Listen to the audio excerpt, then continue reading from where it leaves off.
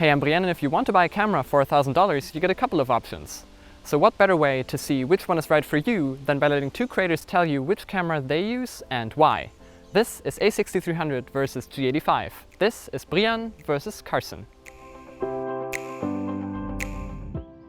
As a clarification beforehand, we only used the kit lenses for this comparison, as they're pretty comparable in terms of focal lengths, aperture and quality. Plus, they're probably the first lens you're gonna get anyway. First, the A6300 is a very small camera. That means that you don't necessarily need a camera bag. You can just put it in your pocket. It doesn't compromise on functionality though. You still have lots of dials and programmable buttons for profiles. And despite its size, it has a big APS-C sensor. It's not full frame, but it sure lets in more light than Micro Four Thirds. And the 24 megapixels lead to lots of detail.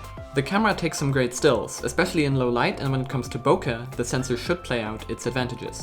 But video is where it really shines. It records 4K at up to 30 FPS with a 100 megabit bitrate, and to get that 4K image, the camera actually downscales native 6K footage from the sensor to get even more sharpness.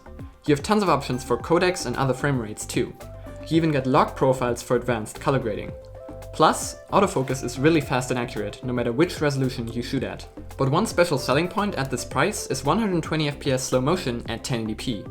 This is amazing for smooth handheld B-roll footage, since you can slow the video down 5 times to reduce shake. This is also kind of necessary, since the A6300 doesn't have built-in stabilization. Sony has you pay almost double for that with the A6500. With lenses that have in-lens stabilization, like even the kit lens, that is a compact 16 to 50mm by the way, you can still get some smooth footage at normal speed though.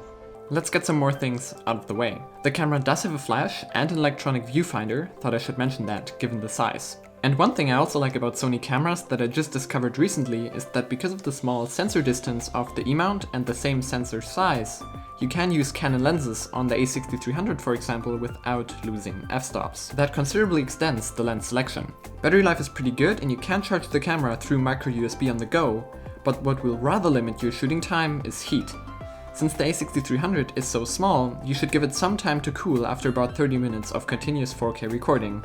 That can be an issue if you want to livestream. You also neither get a touchscreen nor one that flips around, so you can't see yourself while filming unless you use an external monitor.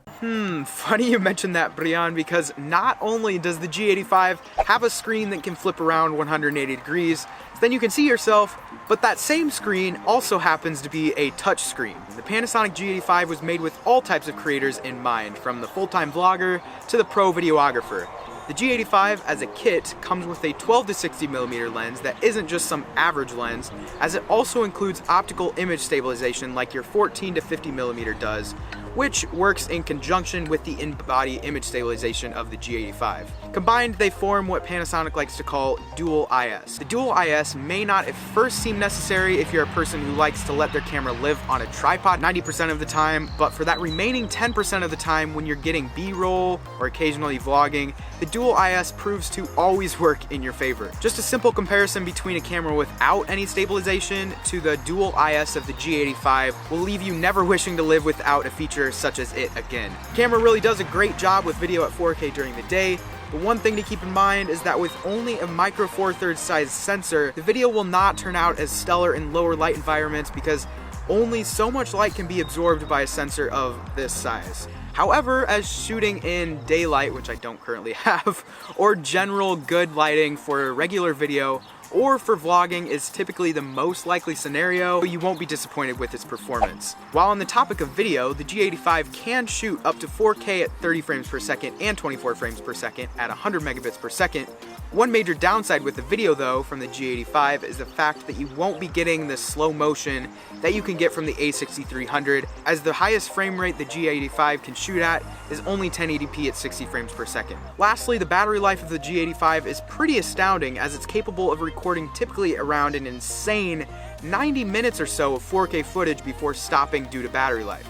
So basically with the G85, you won't have to worry about any of those pesky overheating warnings like you got with the A6300. So now you heard what both cameras can do, and I think it's already pretty obvious that you can't say which one is better.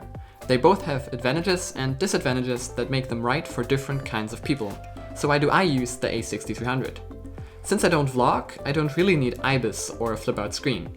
I'm mostly behind my camera for shooting B-roll, And for that, I value the better quality from the bigger sensor, log profiles, and the ability to record 120 FPS.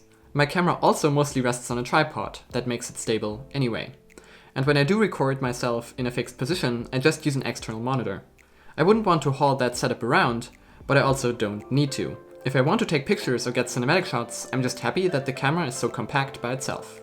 The G85 has some nice bells and whistles, but it trades in those for the raw quality the A6300 offers. So if your use case is similar to mine, then the A6300 is definitely worth your attention. Thanks to Carson for collaborating with me on this project, and if you want to know why he uses the G85 and why that one might be better for you depending on what you do, then definitely go over to his channel, watch his video, and subscribe while you're at it. If you enjoyed this video, you know which buttons to press, and don't forget to press that follow button on Twitter. I'm Brian, thanks for watching, and I'll see you in the next one.